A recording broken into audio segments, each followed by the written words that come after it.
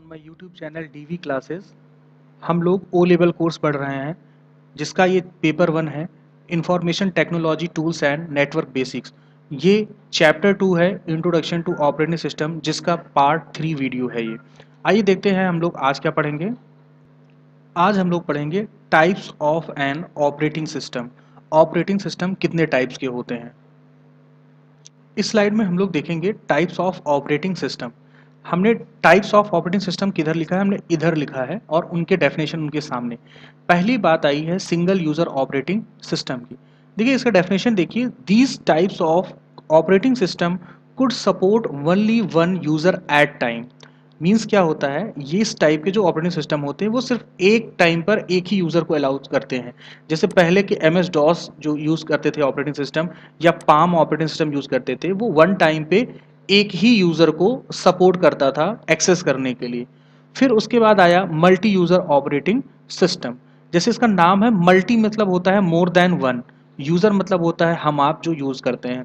These type of operating system allow more than one user eight A time. एक time पर एक से ज़्यादा यूज़र को ये एक्सेस करने के लिए देता है। जैसे इसके एग्जांपल है आपका लाइनेक्स हो गया, यूनिक्स हो गया, विंडोज़ एनटी हो गया, मैकओएस हो गया। ये सारे जो नाम जो एग्जांपल हैं वो हैं आपके example multi user operating system की। इसके बाद बात आती है मल्टीटास्किंग। देखिए मल्टीटास्किंग में मतलब क्या होता है, टास्क मतलब होता है काम, एक टाइम पर एक से ज़्यादा काम करना, यही होता है मल्टीटास्किंग।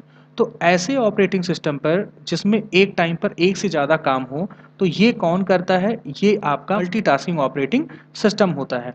इसके जो एग्जांपल है आपका विंडोज़ 8 हो गया, विंडोज़ 8.1, विंडोज़ 7 हो गया, जो आज हम नॉर्मली हम लोग जो यूज़ करते हैं, विंडोज़ 10 हो गया। ये आपका कैसा ऑपरेटिंग सिस्टम है, ये आपका operating system multitasking operating system है। उसके बाद आई बात मल्टी थ्रेडिंग ऑपरेटिंग सिस्टम। देखिए इसका जीता जाता एग्जाम्पल जो है, जैसे हम लोग जो गेम्स खेलते हैं एक साथ ग्रुप में, ठीक है, तो ऐसे ऑपरेटिंग सिस्टम क्या करते हैं, वो किसी भी एप्लीकेशन का क्या होता है, partial part more than one people से शेयर करते हैं। जैसे एक गेम कोई अगर है, अगर बात करें जो पबजी अभी जल्दी में बैन हुआ, पबजी में क्या होता था, सर्वर एक ही है लेकिन एक ही समय पे एक सर्वर मतलब एक एप्लीकेशन के कई पार्ट्स को अलग अलग यूजर एक टाइम पे खेलते हैं या करते हैं, उस पर एक्सेस करते हैं।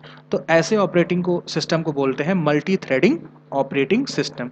उसके बाद बात I real time operating system की। रियल टाइम ऑपरेटिंग सिस्टम क्या है, this type of operating system used in online ticket booking with handle of your data individually.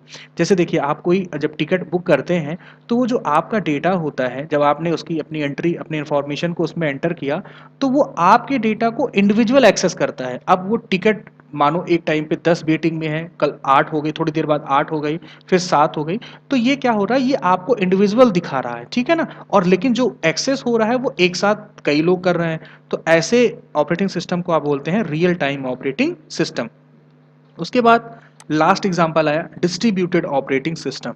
Distributor मतलब ये होता है बांटना।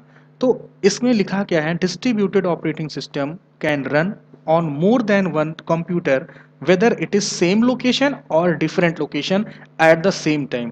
इसका एग्जांपल अगर समझने के लिए हम लोग समझें कि जैसे एटीएम जो मशीन होती है, वो क्या होता है, वो बैंक सर्वर पर चलता है, लेकिन एक टाइम पे एक्सिस का अगर बात करें या बीओबी का बात करें आपका, तो एक साथ सारी जगह हर एक लोकेशन पे जो सर्वर होता है उनका एक ही होता है, लेकिन उसको अलग अलग लोग यूज कर सकते हैं। तो ऐसे ऑपरेटिंग सिस्टम को डिस्ट्रीब्यूटेड ऑपरेटिंग सिस्टम कहते हैं, जिसका एग्जांपल जैसे विंडोज एक्सपी सर्वर हो गया, आपका लाइनेक्स हो गया, यूनिक्स हो गया, ये सारे इसके एग्जाम्पल हैं। आई होप आप टाइप्स ऑफ ऑपरेटिंग सिस्टम समझ में आ गया होगा। इससे रिलेटेड अगर आपकी कोई भी क्वेरी है तो आप कमेंट सेक्शन में आप उसको रेज कर सकते हैं। आगे भी ऐसे वीडियो को देखने के लिए आप हमारे YouTube चैनल को डीवी क्लासेस को सब्सक्राइब करिए और इसको अपने दोस्तों के पास इसको शेयर करिए। Thank you, God bless you.